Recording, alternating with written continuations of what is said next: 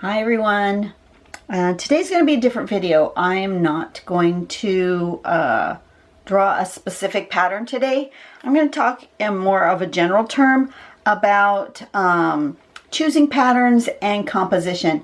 A lot of you have asked for this. I had an older video that discussed this, but I put it on private because it really wasn't it didn't continue to follow the thought process that we're currently doing here on pattern-collections.com. We've moved away from the sort of specific Zentangle thing and moved more toward creative pattern tangling and being a little bit more little less rigid about the rules of tangling and more flowy. And so in order to reflect that, I decided to create another video. A lot of you guys ask, you know, what tangles go together. I personally believe all tangles can be put together. They all can go together. Now, some go together better than others, granted, but I believe that all of them can go together, and the main reason for that is because what is more important when you're planning out your page for putting patterns together is not the patterns, it is the composition. And so I've got myself a great big piece of paper here, and I've made myself, what, 3, 6, 9, 12 little squares. And I'm going to talk about composition a little bit. I'm going to zoom in. I'm going to start over here. I've moved my camera angle a little bit so that I can have a wider range. And so a lot of times what I'll do is, if I know I want to have a particular, I'm not sure what patterns maybe I'm going to use, but I know I want a particular composition. Like if I'm going to be using circular things that end up looking circular, like flowery type patterns, I will often do either 3 or 5, because it always looks, for some reason, it looks better as a composition when there's an odd number. But I will often say, okay, let's do 1. You'll see me do this on my regular videos, but I'm going to do it a little darker than I normally would draw. And you know, maybe I'll do 1 here, and I'm going to do 1 here, maybe a different size, and maybe 1 here. And that would make an interesting composition. And then perhaps in the background, I will create a border. I'm sorry about if you hear noises. The painters are here, so I'm doing my best to talk over them. So that will make an interesting composition. And then within each of these spaces, I can either do the one pattern and overlap them. You know, if you were doing a pattern that was sort of daisy-like, you know, you'd put 1 here, and then you'd put another one here overlapping, right? And then 1 here. And perhaps do a little CPT around it to make them each one a slightly different. But you get the idea. And then maybe back here, you might put a background or a filler pattern. Go under and find filler patterns. Maybe it's a grid. Something that is living on a grid as a background. Okay.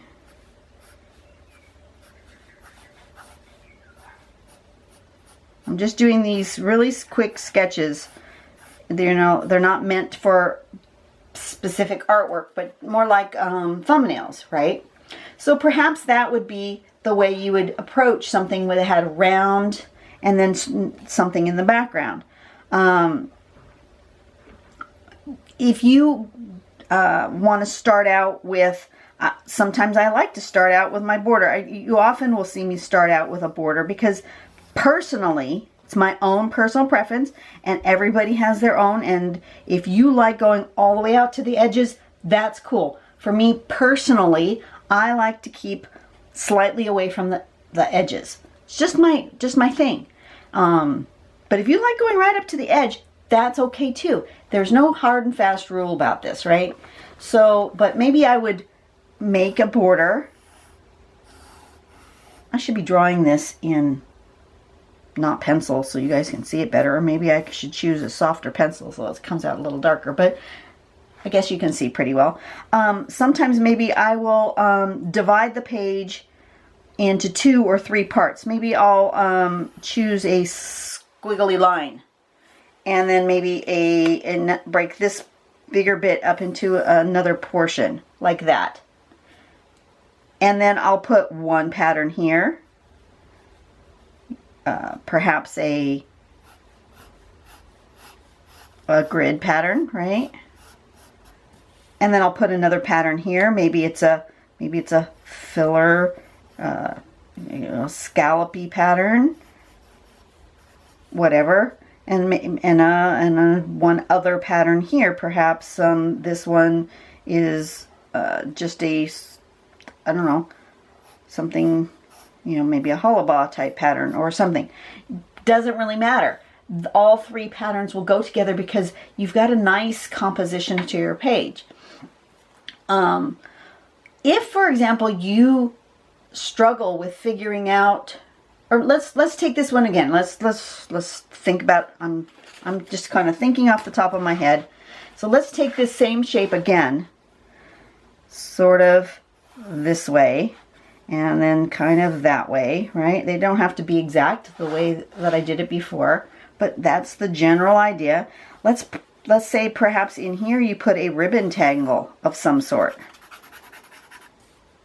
And then here you put some sort of organic something.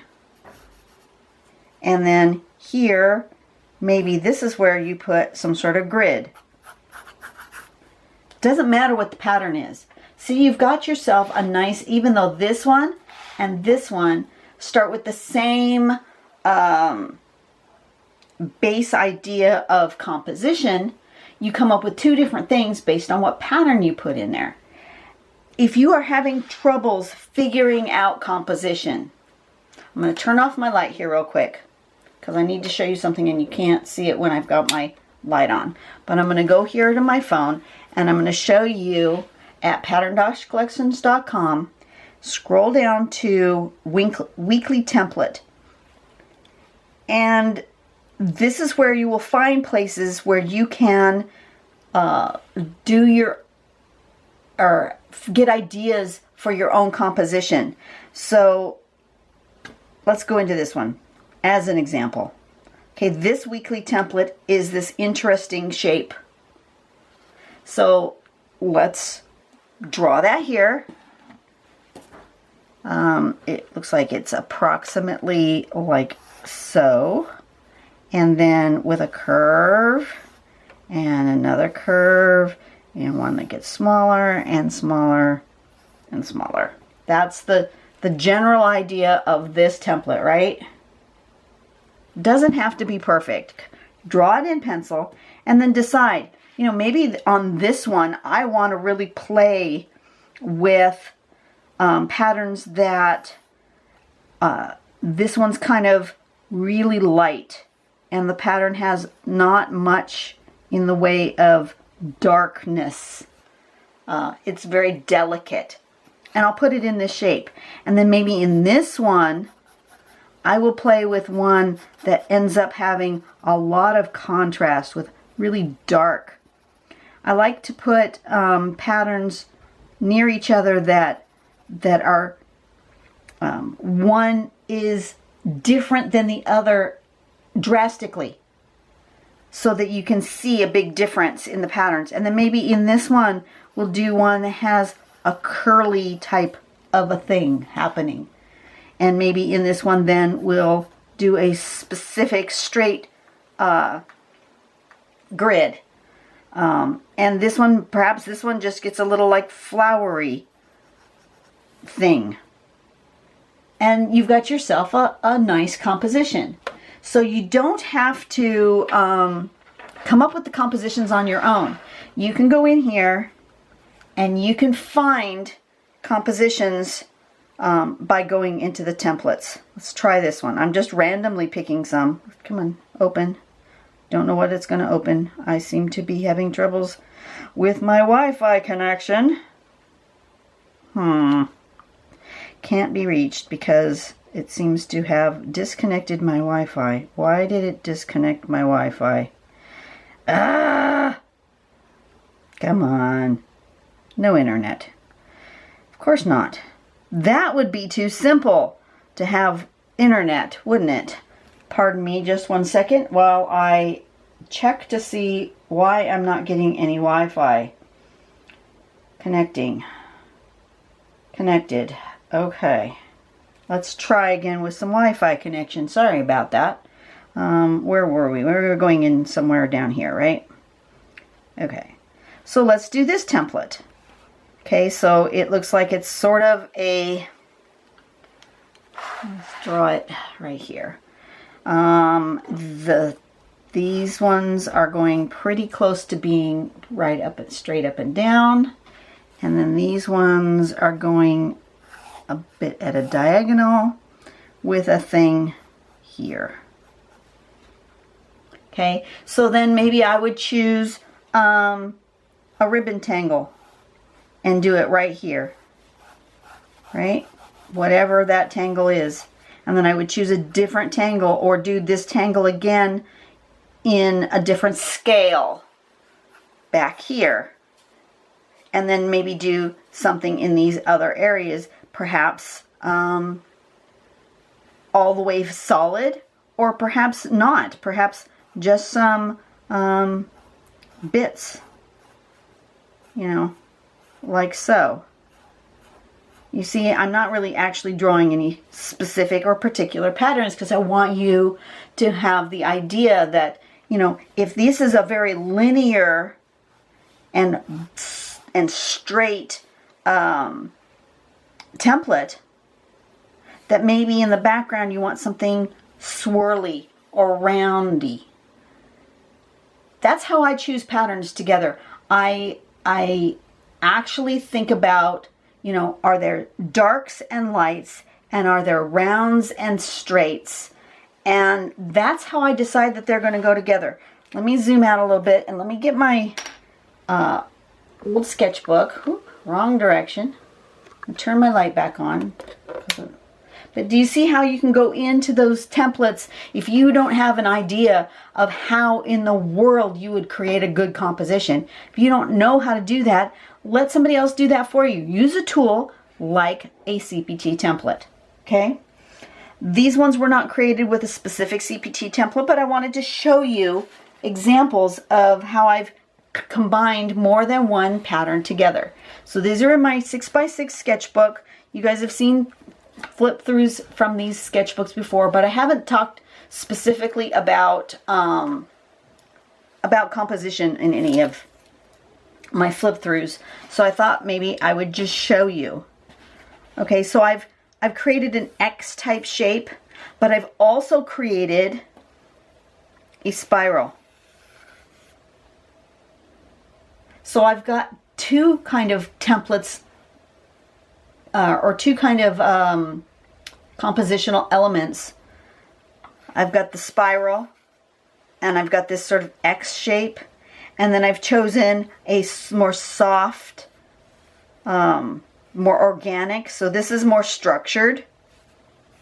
This is organic but still has that structure because it's got the spiral. And then I went ahead and did these poke roots, which are more organic, and then put some dots just to fill in.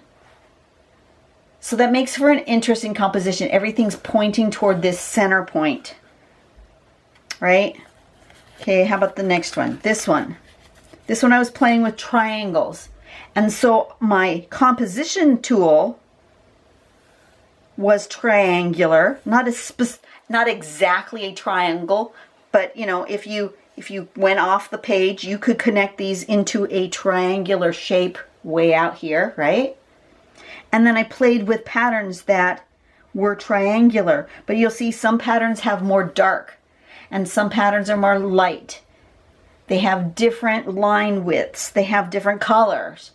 to make them all different, but they're all triangular, so I have sort of a theme happening, and it makes for an interesting composition. But you see, you might not have thought to take this pattern and this pattern and this pattern to put them together. You might not have thought that they could go together, but they absolutely can. You just have to look at them and say, well, how can they go together? You know, and so since they were all in a triangular manner, I just went with the theme of triangle. Okay, this one is more like this one I just showed you on the pencil, where I divided the page. I just divided it with sort of a snaky line diagonally across my page, and then I put a ribbon tangle in here.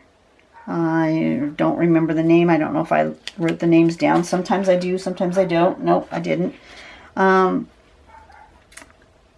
But on this side is sort of a loose grid type pattern. What was this one called? Nymph. This one's called Nymph. NYMPH, if you want to look it up. This was some sort of barrel. Don't remember. Ribbon barrel or something like that. And instead of filling all the way in, I wanted it to have a boldness with this black. So I didn't fill it all the way in with the pattern. I left that space and then filled it with black, right? And then over here I did sort of still a grid. It's like bales or something with a little I don't know what I did exactly. Looks like I did a curvy grid. See, here's there, there, there, there, there. And then I went this way, there, and there. I can see my grid. Then I did these rice shapes, right, all along that grid. Then I erased the grid. And then I filled in. I did some betweed type shape, and I did these little loops, and I filled them in. Got to go a little bit of dark, but not as dark as here. See what I mean? That's how you create interest and composition. Next one. Let's see what I picked for this one. Okay. This one. Oh, yeah. This one. I was in a sad sort of mood, believe it or not. These were tears and teardrops, and so I just started drawing these teardrops. They just started coming from the top of the page, and then I added some circles also. So I have some round and some teardrops, and I just kind of created this sort of almost Hershey Kiss type shape, right? And then in the background, I decided it needed something. So I added the dark between the kiss drops, or between the drops. Let me go back a little bit. There we go. I added the dark between the drops to give it some drama, to give it some depth. Some of them around the edge here, you'll see that I started playing with a little bit of what's called glamour tangling, which you will find if you go on the website, click on the ebooks and find the page that says glamour tangling. And one of the glamour tangling techniques is this one, where see, I've taken that same teardrop shape, and around the outside of the little teardrop, I've put these little scallops and then filled it in a little bit. I didn't fill it in all the way dark. I left it kind of sketchy. See, it's a little, but it just gives it something different. But it's still part of that teardroppy shape, but it kind of transitions from this teardrop shape to this teardrop shape to a more grid, simple grid, bales. I think it's called bales. This one. And then I just did an aura around it. That's another CPT technique. Let me scooch my page. Okay, I did the standard bales, but then around it, I did a dashed line CPT. CPT means creative pattern tangling. It means when you take a basic shape or basic pattern and make it your own. Okay, let's try another one. Oops, when I dropped my page, I lost my little flags. What happened to my little flag? There it is. Okay, this one, I decided to just take, I was at church. Most of these drawings are at church. But I took a coffee cup, my water bottle. I went in the church kitchen and I found a variety, you know, bottle caps, anything that was round, bowls, and I just traced them. And then I used those as my compositional tool. And then I just played with different patterns inside. I decided that this week I was going to highlight with a red marker. And so each one of these patterns has a little bit of red. And you'll notice that I kind of went with a circle theme. They're not all specifically circular, like this is a grid pattern, but in the middle of each of the grids, it's got a circle. Here, it starts with a circle in the middle here, and then it builds outward. These have this circle. And so I used circles, different patterns that have circles in them, and highlighted them using the red. See what I mean? And so it makes an interesting composition.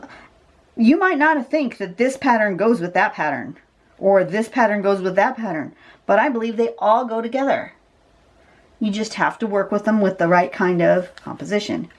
And as the last one I was going to show you is this one. This one started out, I believe it started out as just this middle bit with these sort of triangle pieces. Did I write down the name of a pattern? Nope, I didn't. I often don't write down names of patterns when I'm at church because most of the time I'm just going off the top of my head. So I had started, I don't know, I might have even started in here and drew this shape coming outward like this. And then I didn't want this, after I think that's what I did, is I drew this first. I drew this sort of that. And then I did this. And then I created this sort of teardroppy thing. And I worked my way outwards. And then I added these sort of mandarin orange slice shapes. Decided I needed dark, so I filled that in. And then I made those striping so it made it dark and dramatic. And then sometimes I will leave just that thing like that. But I decided I wanted to work something in the background. Apparently I was already had that kind of idea because I had done this one and I didn't feel it as much. So this one's sort of like unfinished, and then I went and did another one. I could finish that. It's not bad. I just wasn't feeling it at the moment, but I could totally come back here and add some darks and some lights, and this was just playing with a pattern. I don't even know what I was doing. I don't know. But see how it makes an interesting composition. You can have a focal pattern and then add patterns inside patterns. So, you know, I was adding striping inside these shapes. So it's pattern inside a pattern. Anyway, that's what I wanted to show you, is that that you can put any pattern with any other pattern. You really can. But you want to think about darks and lights. You want to think about patterns that may or may not go together. Like, okay, I'm going to pull out some patterns from old videos, or from videos, recent videos, right? Let's pull out a few patterns from recent videos that are completely and totally unrelated to one another, right? Where's another one that's recent or relatively recent? I've got them all mixed up because okay, those will work. I just randomly picked some. Okay, so I've got this one, that one, and that one. If I was like just scrolling through pattern collections and said, you know, randomly pick 4 patterns and now I have to use these patterns together. How would I go about that? Well, this one's very curvy, right? This Elven. It's curvy and spiky. This one's really flowy, right? But do you remember what was the original pattern? It wasn't this. It was just this part was the original pattern. I then did it 4 times and then added this sort of cadent-like thing in the middle. So what we're really thinking is, what about this pattern? Okay, think about that, remember that. And then there's this background. This one is called Tuku Tuku, right? This one was called 5 Vor 12, and this one was 11. And then this one, Bunin, right? And it's this part. Okay, let's think about how we might put those into a drawing. So I'm going to figure out what kinds of compositions we could use for these things. So let's think, let's do a thing where because we know this is sort of a ribbon pattern, right? So we could do that pattern. Oh, I wasn't drawing it properly.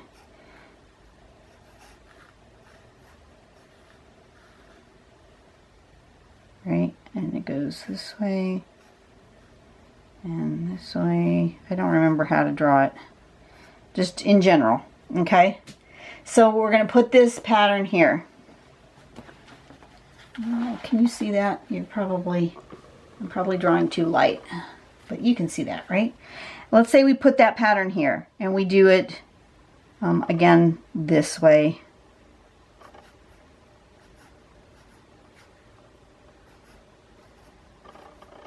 Right? Okay. You get the gist. We'll put that in there, in that ribbon space. So now I've used that pattern. And then let's say we want to use some of this one. It's like, well, where in the world would I put that? Perhaps I would put it here. And I would do this sort of thing here with little petally things. It had a circle there, and it had this, it had these, and it had these, and it had this shape. Okay, let's do a couple of them. Like that, and like that, and like this, and like this, with this kind of shape. Okay, you get the idea. I'm not trying to draw that pattern, right? Clearly I'm not. And then maybe behind him, we'll do an echo or an aura around him like this. And then maybe behind them, we're going to do this pattern with the thing, whatever that one is. I'm not drawing it exactly, just giving you guys an idea. Right? So now we've used this one behind those guys. And then maybe here on this side, we're going to draw that 11.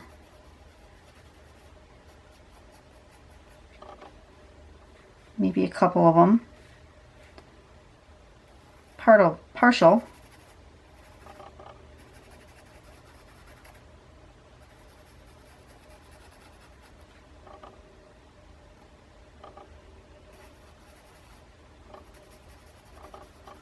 Like this. And then maybe we're going to do this pattern again. This one in a different scale.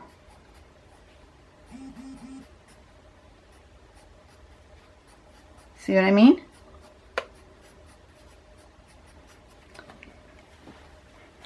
But it makes an interesting composition. You've got this ribbon going through. You've got these elements. Just play with it. You know, sometimes you look at it and you go, you know, I really didn't like that. But maybe when we shade it, we're going to shade it really interesting, and we're going to knock these in the background a bit, because I really didn't care much for the way this turned out, and I maybe didn't care much for the way this turned out, but I like what happened here in the ribbon. So I will shade the heck out of this thing, use my big blending stump, and make that almost disappear in the drawing. And now I've highlighted this one, recessed those. The patterns are still there. They still come together, but look at how that composition is. It's interesting because it's got a flow to it. So that's all I'm trying to say is, you know, think about how you're arranging your work on your page. Most of the time when I'm doing these daily patterns, I'm doing a single pattern, right? So I'm not really worrying too much about composition, although I am. You know, when I built this, I started right here in the middle. And I thought, okay, that would be interesting to then have 1, 2, 3 around that middle. That makes it interesting. And then I want to do 3 more, but I didn't do them exactly smack. Let me show you that one. Let's see. I do this kind of almost intuitively now. I don't think about it really that much, but let's think about the spacing and the shape of this, right? So I've got an object here, and then I did an object here and here and here, kind of evenly spaced, right? Isn't that what I did? Kind of. But then when I went to do the next one, instead of doing it, I could have done it here, here, and here. I could have, but that's okay. It's just okay. All right. But what I did do is I went here, here, here, here, right? That's how I created this shape, right? Remember this video? And then I did one here, bigger. And I did one kind of here and one here. So it still has this odd number, right? So I've got 1, 2, 3, 4, 5, 6, 7. I've got 7 shapes. But since they're a little off, asymmetrical, this to me is a more interesting composition than this, even though this is just fine. This is okay, it's fine. There's nothing wrong with it, but to me personally, I find this more interesting. And that's how this ended up being. And it kind of just grew naturally, and then I decided, you know, it needed a darker background and so forth and so on. But you know, over time, as you start working with your patterns, you will automatically end up with more interesting compositions. There's one that I really like to do sometimes too, is this sort of corner one where I kind of just start with maybe an organic something here and just build a bit outward like this and make it ends up being almost a flower-like shape, starting in the corner here with something here and then something else here in layers. So it almost looks like the corner of a petal. Do I have that in this book somewhere? Let me get another one. Let me kind of flip through and see if I have that kind of thought in one of...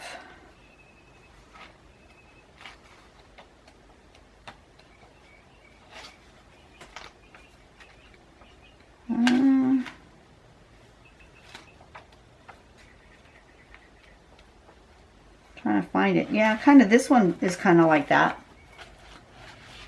See, I started kind of in this corner and I did it. My composition for this one has, let me draw this. My composition for this one has something sort of this shape with the grid pattern here. You see how it's a grid pattern, right? And then with an organic pattern coming like that. Do you see how that is? See how that's the general idea of it right there. So hopefully you guys get some kind of ideas on how to, you know, make interesting compositions. This one. See, I did my flower things, but I did them kind of at an angle.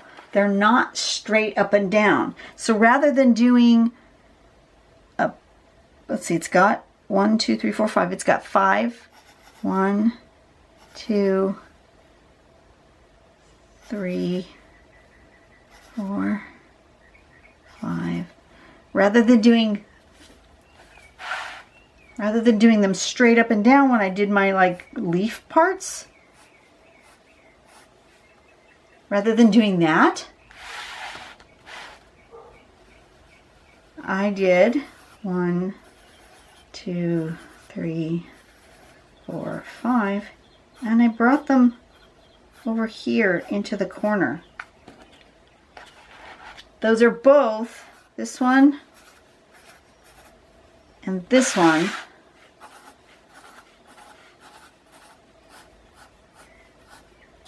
are both patterns, you know, would be the same one with different composition. This one is okay. This one's more interesting. That's all I'm saying, is you just need to think about how you would arrange things so that they end up with a pleasing composition.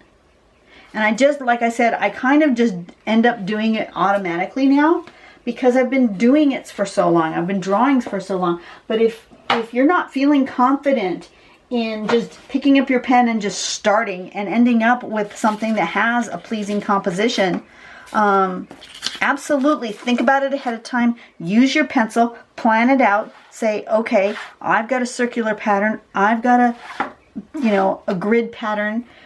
Maybe I want to split my page into sections. Do I have more that are split into sections like that? Let me look through my book. Yeah, here's another one. Split into sections. You know, I just took and made this sort of triangular bit. And then I used a ribbon tangle here and here to right on that border. And then I did a pattern here and a pattern there, a pattern there. I didn't think about it necessarily super hard ahead of time. I just did it. Just trying to find, here's another one. I just swoop, and then I decided to swoop again. And I made this pattern and this pattern the same. And then I did these 3 patterns different. These ones are more organic. These 2 here, these sort of horn-like shapes that turned out to be. And these are more background-like grid patterns. But they're in different, orientations. You You know, this one's going this way, this one's going diagonally, this one's going this way. They have all got a bit of a curve. Their curves are going different directions. This one's a bigger scale. That's the smallest scale. That's sort of a medium scale. That one's got some darks. This one, you know, just work on balancing your lights and your darks, your curves and your straights. I'm just trying to figure out, you know, composition. This one's down into the corner. I started with these sort of shell-like shapes. I decided to make this like pearl border, and the pearls got smaller as they went this way, and then I filled in with a grid shape in the background. So you guys can, you know, absolutely, if you want to take some of my ideas you've just seen as my flip through as compositional tools, go for it. But I just wanted to kind of give you a guide as to how you can start thinking about composition, and how to play with putting patterns together. Think about working with grid patterns with more organic patterns, ribbon patterns with filler patterns, mix and match.